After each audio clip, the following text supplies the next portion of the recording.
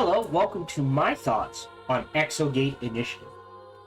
Exogate Initiative is a base-building strategy game developed and published by Xenobits. In Exogate Initiative, you take control of the Exogate Program, build and design a base while exploring the universe using exogates.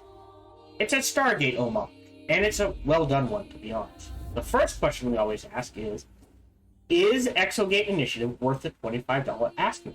The answer to that is yes. However, keep in mind, this is an indie game, a true indie game, which means it's made by an incredibly small team. I believe only one or two people made this, and then they would hire people as they needed them. So while the game is well done, it does have issues. It's still worth the $25 asking price. Do keep that in mind.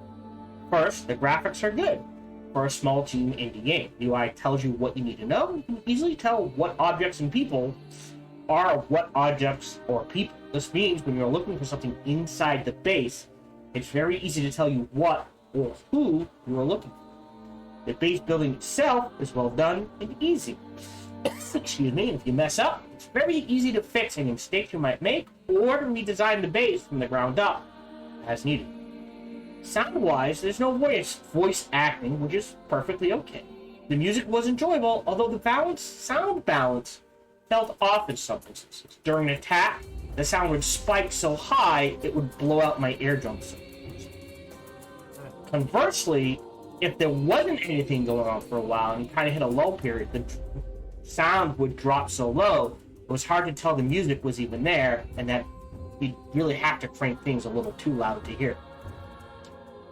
As mentioned, the process of designing bases is very well done, and the research and process of securing funds are very well designed, allowing for a smooth difficulty increase as you explore the galaxy. Exploring planets, setting up multiple trips to a single planet, and cleaning planets works very well.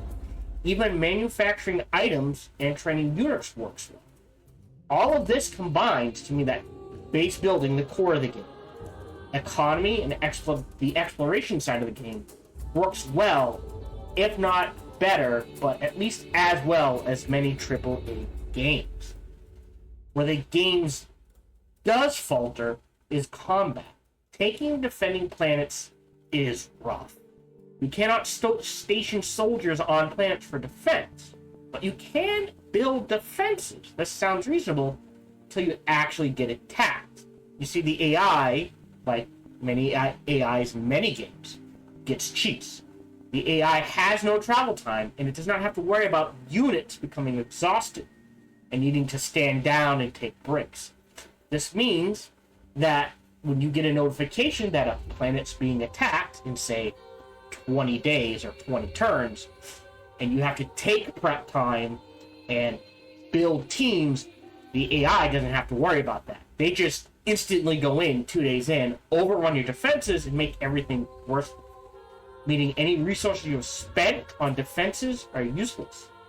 On the attack, again, because the AI gets cheats, like many games, what ends up happening is, even if they need quote-unquote 20 days or turns to defend, they don't. So you go in, and every time they will have a full base.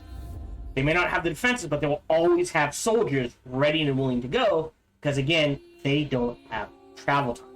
This makes planet-to-planet combat feel unfair, tedious. So, kind of needs an overhaul. The only other knock against the game is that there's only one map for bases, 3 enemy factions, and only 9 relics. So, 3 relics per faction. With the way the game appears to be designed, I would expect, 3 or 4 different base designs I could choose from. Think, the evil genius. Do you want an island map, a volcano map, that sort of thing. So, different bases I could sculpt. But those aren't there.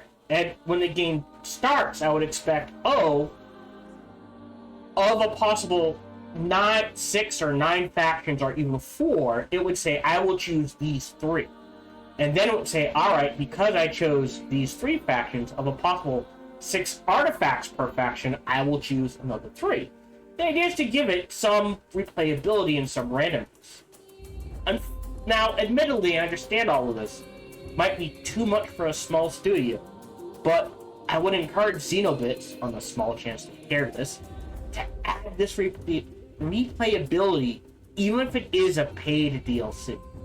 It would make the game so much better. Overall, for a $25 game, they did a great job. I had fun with my experience, and I enjoyed the game enough to do a couple of playthroughs. If you're a fan of base building, science fiction, Stargate, or any combination of those three, or have always been curious about games of this type, this is a great game to test your foot in this genre. And just play it. It's worth the money. While it may not have a super amount of depth, there is a little depth there, and it's a great game for a beginner to start, and it's just an enjoyable all-around experience. Do you agree with my thoughts? Do you disagree with my thoughts? I'm always up for reasonable conversation in the comments. So feel free to leave them. The comments. Leave them. There we go. Otherwise, thank you very much for joining me. And until we see each other again, remember to be kind to one another. Hello, this is Gohan the Chinchilla, and we hope you're having a good day, as do I. As always, we hope you enjoyed this video. If you did, feel free to follow, like, subscribe, or comment. Or even better, come on over to twitch.tv/SparkyTDK and watch me live every Monday through Friday. Thank you for your support.